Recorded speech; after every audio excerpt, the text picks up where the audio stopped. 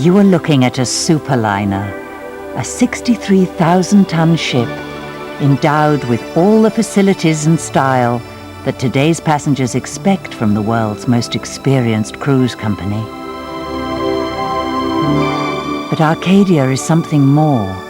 She's specially tailored for British tastes, has a relaxed and informal atmosphere, and is one of the most spacious of ships. And she's gained a reputation as one of the friendliest ships afloat. Named after the mythical land of perpetual happiness, you'll soon see why Arcadia's a firm favourite, particularly with first-time passengers. So come and explore her for yourself as we take a personal tour, deck by deck. We start in the garden court on Peninsula Deck. We're at the foot of Arcadia's gracious main staircase, which sweeps up through the spectacular central atrium. Passengers board on Peninsula Deck, so this is their first dramatic impression of the ship. With the dance floor below, it's a unique mix of grandeur and intimacy. Practicality, too, as the reception desk is on one side of the garden court. Opposite, on the port side, is Tiffany's, where the bubble and hiss of the cappuccino machine recreates the unmistakable atmosphere of an Italian coffee shop. Next door is the tours office, whose friendly staff will book you onto the organised trips ashore.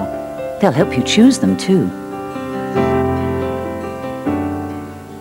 Moving aft, the Festival Theatre is in fact an intimate boutique cinema showing the latest movies. Up to Deck 6 now, Elora Deck, and the Mayfair Court, which is on the next level of the atrium.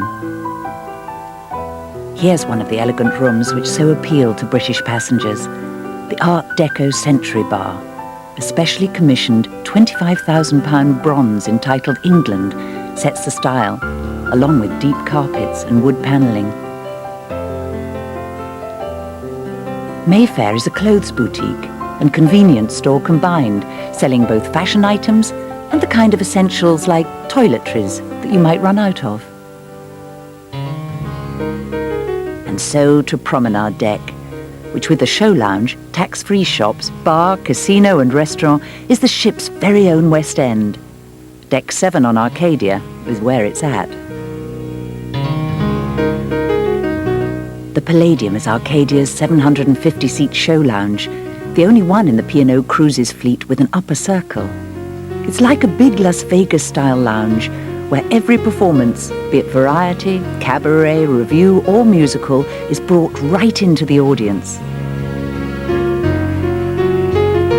Knightsbridge Court spells luxury shopping. Crown Jewels does indeed sell jewellery, not to mention Montblanc pens, Lalique glass and Cartier watches, all tax-free. Treasure Chest has more blue-chip brands in glass and porcelain. The photo shop is where you can take your pick of the pictures the ship's photographers take at all the social events. Redolent of the great ocean liners of yore, the indoor promenade is furnished with occasional tables. Trumps is the card room, where the bridge tournaments and whist drives take place. Bridge experts lecture here, to the apparent acclaim of more pieces from the ship's art collection. Across the ship, on the port side, is the Monte Carlo Club. If you're feeling lucky, this is the place to be. There are slot machines at one end of the room and gaming tables at the other, blackjack, poker and roulette. The Oval maintains a tradition. In the old days, P&O ships carried the English cricket teams to Australia, and the walls of Arcadia's Oval Bar are steeped in cricket memorabilia. It has the atmosphere of a good old Victorian pub.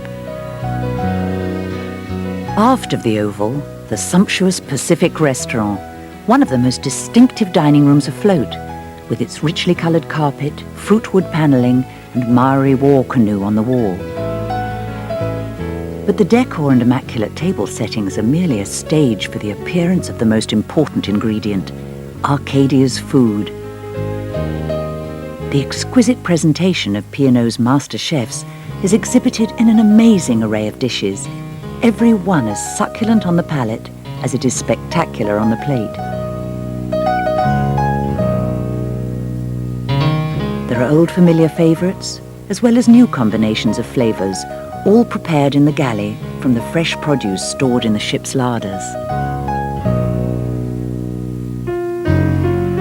Arcadia has its own cellar too. The selection of wines, red, rosé and white, New World and Old, is certainly extensive, but far from expensive. You'd be more than happy if you ever found similar prices on a wine list at home. Every night there's a choice of 6 courses at dinner. Most people would call that a banquet, but then on Arcadia, everyone lives like a king. Or queen. Let's leave the promenade deck now and move up again to deck 8, Divana deck, and the upper circle of the Palladium Theatre. Imagine the atmosphere when this place is packed. From the clamour of showbiz to the calm of the library. Besides the books, there's a selection of CD-ROMs and the screens to view them. That's quite a store of knowledge. The Canberra Room, another quiet area, is across the ship on the port side. It's decorated with mementos of the famous old liner, a fine model among them. Deck 8 ends in a tranquil terrace. Arcadia is an unusually spacious ship. You'll notice it particularly in her cabins.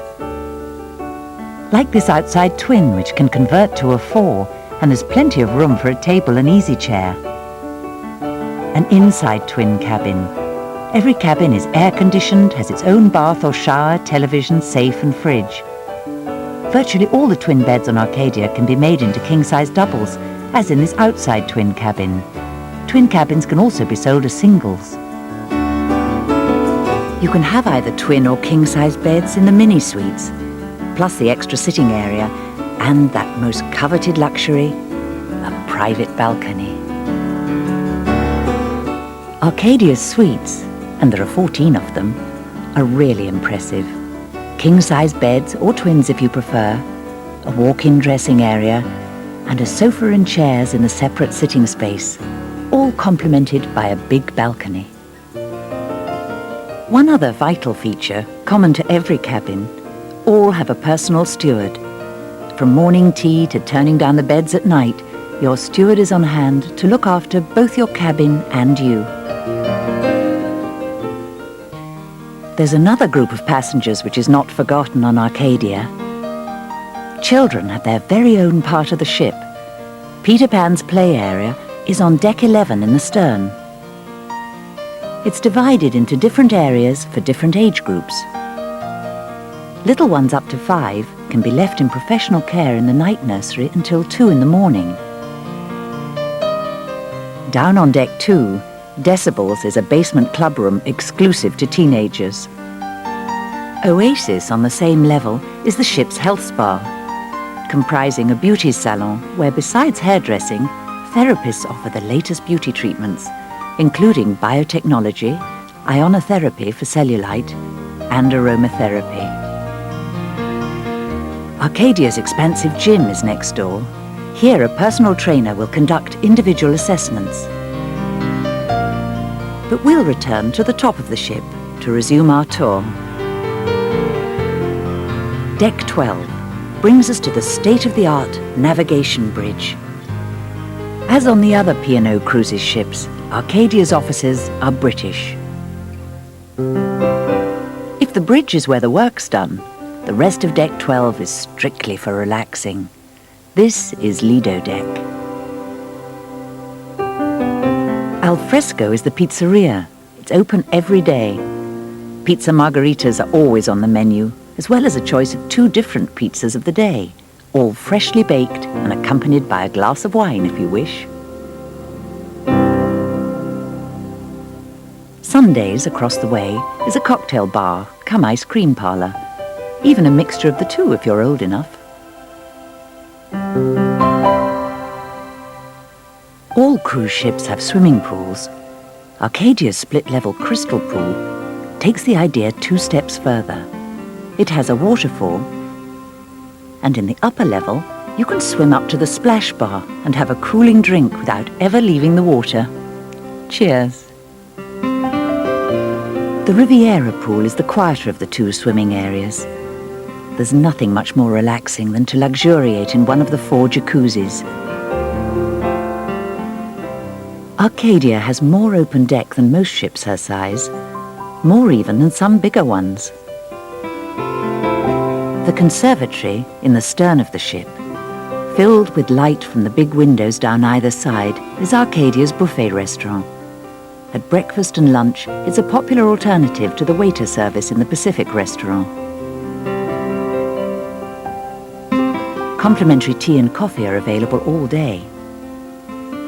What's great is that you can have your meal out on deck. And so to the very top, Deck 14, Sun Deck. The Horizon Lounge is actually even higher than the bridge.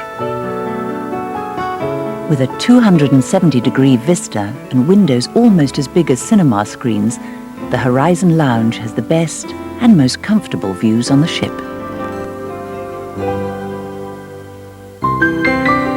But the views are only the half of it. It's one of the most romantic spots for a pre-dinner drink. And later, much later, the dance floor comes into its own.